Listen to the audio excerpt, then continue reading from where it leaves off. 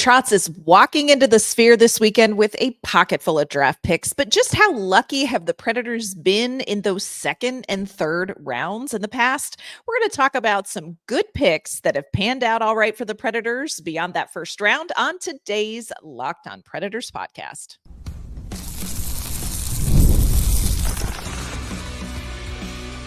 You're Locked On Predators, your daily podcast on the Nashville Predators, part of the Locked On Podcast Network, your team every day.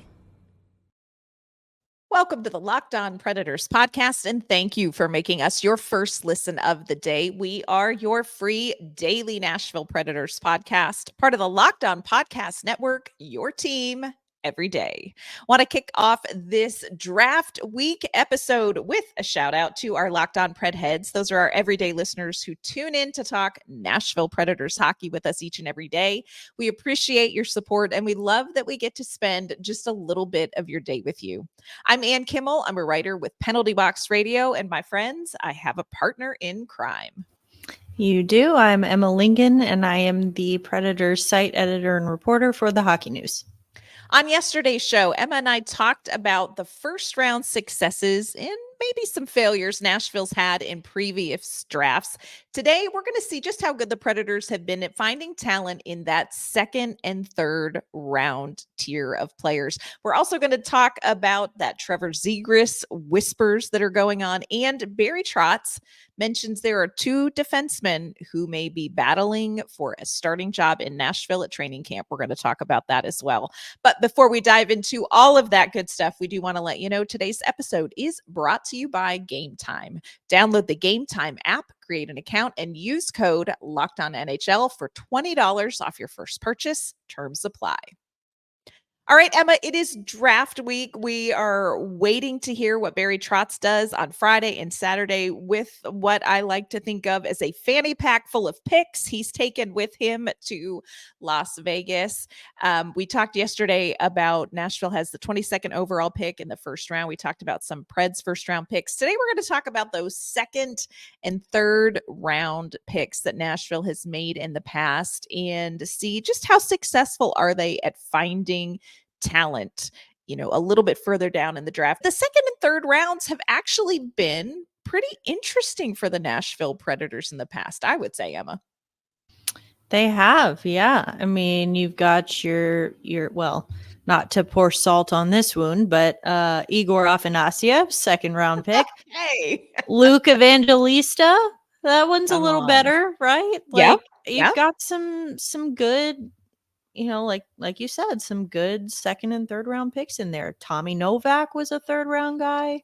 That's right. I just think that there's a lot of potential here. Yeah. And it's funny when you think of the players on the Nashville Predators teams, some of the players in the past who have had the biggest impact on the team. You think of players like Shea Weber. You think of players like the captain, Roman Josi. Both of those guys, second round picks. So, there is a lot of good talent available a little bit further down in the draft. And you mentioned some of the names. I really feel like Nashville is been pretty good at picking out some talent that has had an impact on the franchise one way or the other. Maybe not big names like Roman Josi, but, I would like to point out that Colton Sissons, Mr. Potato Head himself, if you listened to our superlatives episode on Colton Sissons, Mr. Potato Head drafted 50th overall. He was a second round pick. And honestly, when I think of the Nashville Predators, and if you're talking about like who has been a player who has been a consistent force on this team for a really long time, I think of homegrown Colton Sissons. Just a good get. Yeah, those homegrown Nashville grown potatoes. He is not from Idaho, y'all. No, he's not even from the United States. But I think, I think it's about, that's where you really see kind of like the strength of a scouting department or of an organization, is their ability to pick out those impact players in the later rounds than the first round, just because the first round guys, like especially now with all the information out there, like all the biometric stuff, all of the, the scouting combine and all the showcases and the tournaments that scouts go to see. And there's so much information on these guys. And not saying there's none on the later round picks, but there's less, For and sure. I think that it shows another level or another layer of attention to detail and, just kind of being able to sort of find a diamond in the rough like that. Yeah. And you think about how much hockey that the people and the Predators scouting staff have consumed over the course of months and months and months, with some of these players years, to collect that information and figure out where they are. I know when we got a chance to meet with some of the people in the scouting department as media, they were talking about, they're on the road all the time. And you may be at a game there to scout a particular player, but somebody else may catch your eye. And that may be somebody that you're looking at and you say, here is somebody that could be really useful. You did a piece, and I think it was last year. Didn't you travel? Was it was Jeff Kelty? Did you travel with Jeff Yeah, Kelty on a scouting trip? I Crazy. did.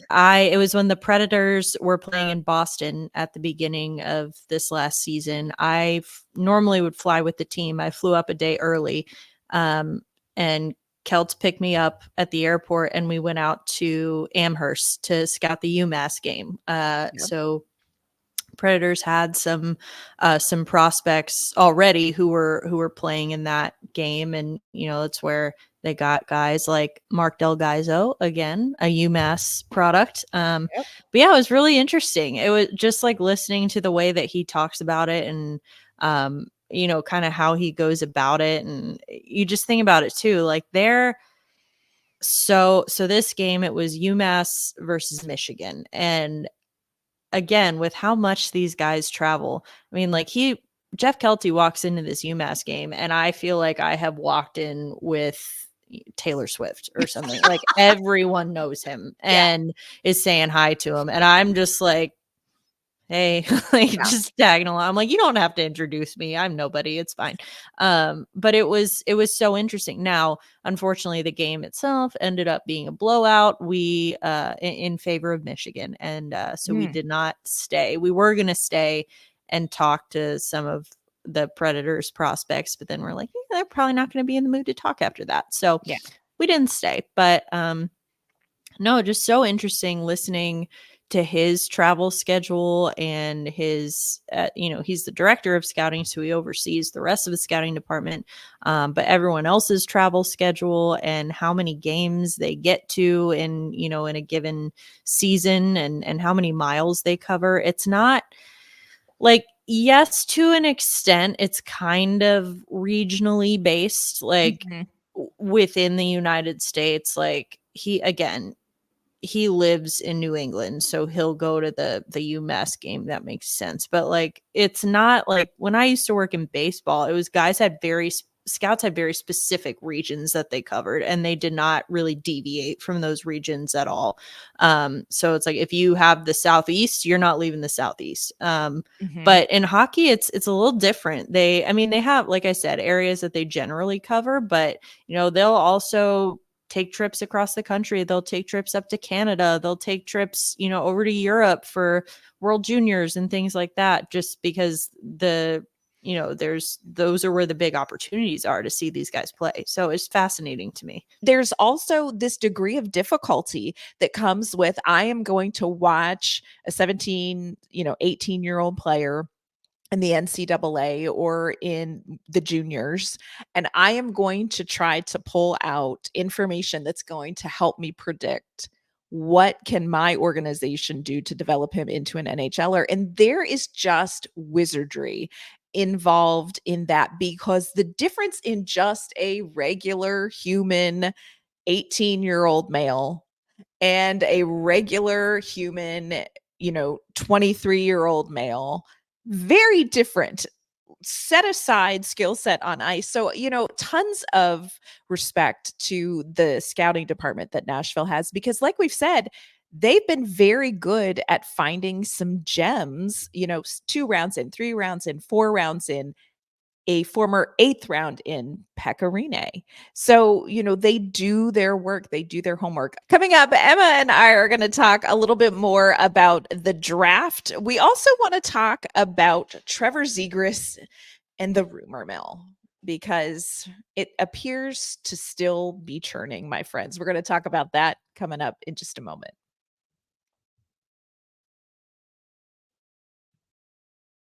First, want to let you know this episode is brought to you by our friends at eBay Motors.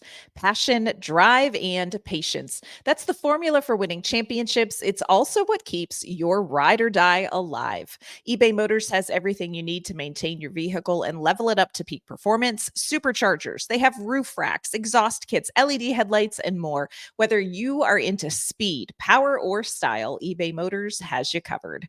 With over 122 million parts for your number one ride or die, you'll always find exactly what you're looking for. And with eBay Guaranteed Fit, your part is guaranteed to fit your ride every time or your money back. Because with eBay Motors, you're burning rubber, not cash. With all the parts you need at the prices you want, it's easy to make your car the MVP and bring home huge wins. Keep your ride or die alive at ebaymotors.com. Eligible items only, exclusions apply, eBay Guaranteed Fit, only available to U.S. customers. All right, Emma, before we leave this second, third round pick conversation, is there one player in that second, third round, early fourth round player that the Predators have picked that you were like, nailed it? Do you have a favorite in that? Don't take mine. Don't take mine. Don't take mine. I mean, I feel like you kind of already took mine. Like I am a huge Colton Sissons fan. I think that they nailed that. Yeah. And especially with like, I give the edge to him just with his longevity within Yes. the organization. So he's, there's him. I mean, I feel like Roman Yossi is a bit of a cop-out answer, but I mean, Yeah. who's yours? I mean, I don't want to be obvious about it, but for me, I have to pick my gateway drug, my hockey gateway drug. And for me, that is Matthias Ekholm. Was the 102nd pick in the 2009 draft. And, you want to talk about getting your bang for your buck. I mean, you're talking about like a 6'4" Swede, 200 pounds, just fantastic defenseman. I know that he is not with Nashville anymore, and there's not a day that goes by that my heart doesn't crack just a little bit more that he is not back in gold. But again, you just come back to, what Jeff Kelty was saying. There are good players in every draft. And you just have to trust that Nashville has been doing the legwork and doing the traveling to find these guys in the second, round, third round, fourth round. It's going to be interesting to see, again, what does Barry Trotz do with all of these picks? There is speculation that Nashville may not come home with 9 new prospects. They may use some of these picks in a deal for a player. One of those players whose names continues to circulate, and this is something we've talked about, Trevor Zegras. So the rumor is, and again, this is rumor, maybe the Preds are one of the teams interested. The asking price for Zegras gonna be high from the Anaheim Ducks.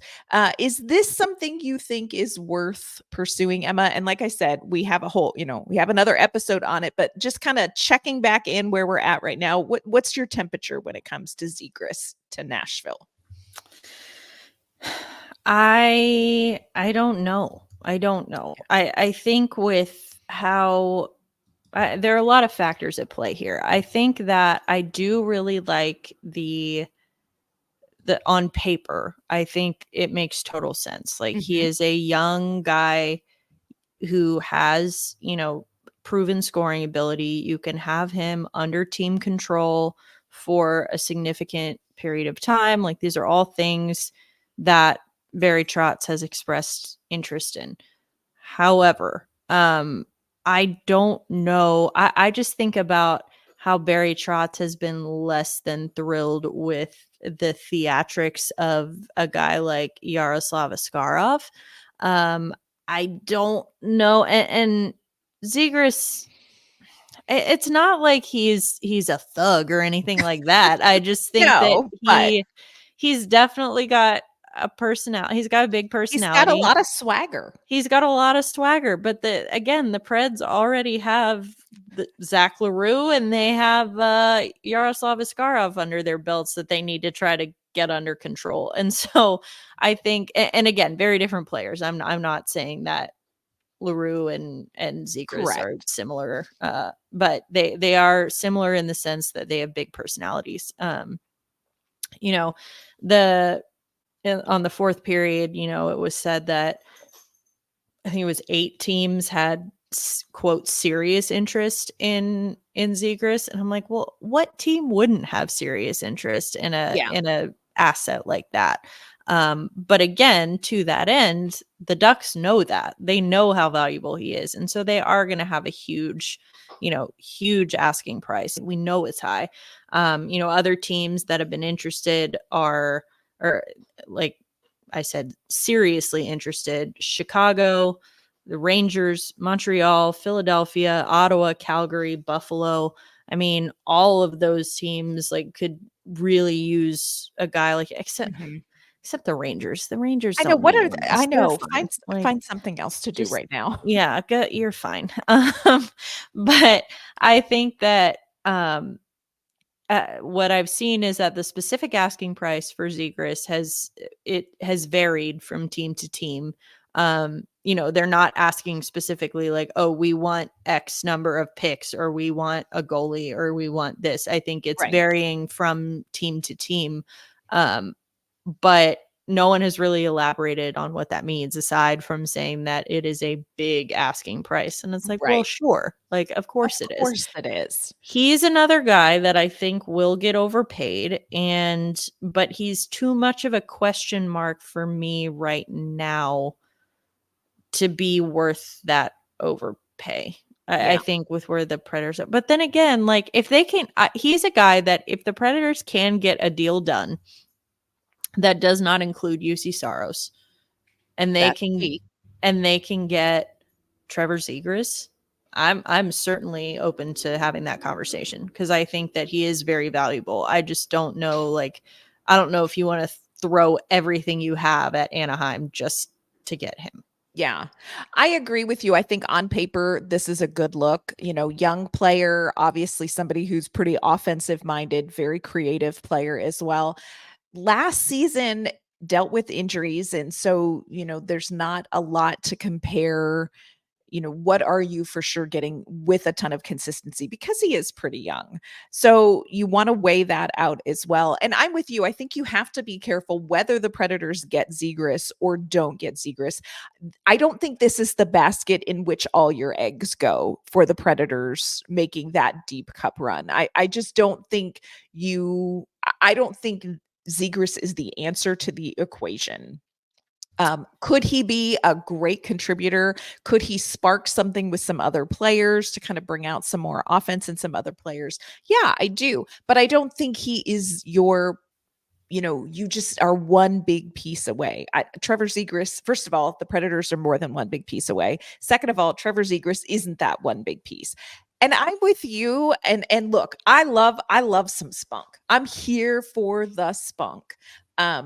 But I do know that Andrew Brunette and Barry Trotz, just in conversation over the course of the season, that locker room is that vibe in the locker room and the unity in that locker room and the way that the team relates, and there is no division. And we heard from players, one of the things we heard over and over again, no clicks, no partnering off, none of this. I think whomever they look at, that is going to be a big thing that they weigh. And whether Zegras is going to come in with a little bit more chutzpah than they know quite what to do with, I don't know. So for me, I think that's a factor as well. I also think, and this is part of a larger conversation, not really specific to Zegras, but I want to go back to what you were saying about that locker room really being a sacred space. I mean, that has been such a focal point for this organization in this whole reset, or whatever you want to call it, is establishing that culture. And again, this is a totally separate conversation from Zegras. I'm not saying that he would come in and ruin the culture, but I'm saying whoever they bring in, whether it's Zegras, Natchez, anyone, like whoever they bring in, that fit in the locker room, that off ice fit is extremely important to this organization. And so I think that's another thing to kind of keep in mind. Again, I am not throwing shade at Zegras for having, the swagger or the chutzpah, like you said, but I think that whatever it is, like, or whoever it is rather, that they bring in has got to fit that, because that was the whole, I mean, everything comes back to culture. Like again, not that Ryan Johansson or Matt Duchene were bad locker room guys. I mean, they were loved in that locker room, but it was all about setting a very specific culture, a playing culture and a team culture that Andrew Brunette and Barry Trotz wanted to do. And so that off ice piece is going to be extremely important when it comes to adding anyone to this roster. I agree. With the money that Barry Trotz paid to bring in Ryan O'Reilly, Gustav Nyquist, Luke Shen, the amount of money that they're paying Philip Forsberg, Roman Josi, you are not going to sacrifice what you are trying to build for one young player. And again, not pointing fingers at Trevor Zegras. Look, we have Luke Evangelista in the locker room. It's not like Nashville doesn't know how to handle swagger. But every piece, regardless of who it is, regardless of their personality, regardless of their reputation around the league, I agree with you. That's a huge, huge consideration for the Nashville Predators in this reset. Something that they're going to have to weigh with everybody that they look at and everybody that they draft as well. Coming up, we are going to talk about two prospects who Barry Trotz mentioned may be battling each other for a chance to wear gold next season on the blue line. We're going to talk about that in just a moment. First, want to let you know today's episode is brought to you by Game Time. If you are wanting to find the best tickets at the best prices for fun summer events, you need to check out Game Time. Game Time makes getting tickets to your favorite sporting events, theater, comedy, and concerts faster and easier. If you didn't get your tickets early for the Zach Bryan concert this weekend, you can still go and get great deals and great seats with the Game Time app. They also have options for Sarah McLachlan and Third Eye Blind this weekend as well. And friends, if you are more into sports events, you can check out what's available at Game Time for NASCAR events, Nashville SC, and the Nashville Sounds, and more. I love Game Time's all-in pricing because I am never surprised by excess fees at checkout. And with their lowest price guarantee, you're always going to get the best price in your row and section, or Game Time will credit you 110% of the difference. Take the guesswork out of buying tickets with Game Time. Download the Game Time app, create an account, and use code LOCKEDONNHL for $20 off your first purchase. Terms apply. Again, create an account and redeem code LOCKEDONNHL for $20 off. Download Game Time today. Last minute tickets, lowest price guaranteed. All right, Emma. So we were talking about young player, potentially Trevor Zegras, one of the names that Nashville has been linked to as well. But there's a couple other younger players whose names came out when Barry Trotz spoke to 1025 earlier this week, talking about changes on the blue line. And we have talked about Spencer Stastny probably going to make it on the Nashville roster out of training camp. And looks like maybe there's some room for another younger defenseman to make a splash at camp. And it seems like Barry Trotz has his eye on two in particular. And we are talking about Marc Gaizo and we're talking about Adam Wilsby. He said these are two players who could battle head to head in training camp for a chance to start in Nashville.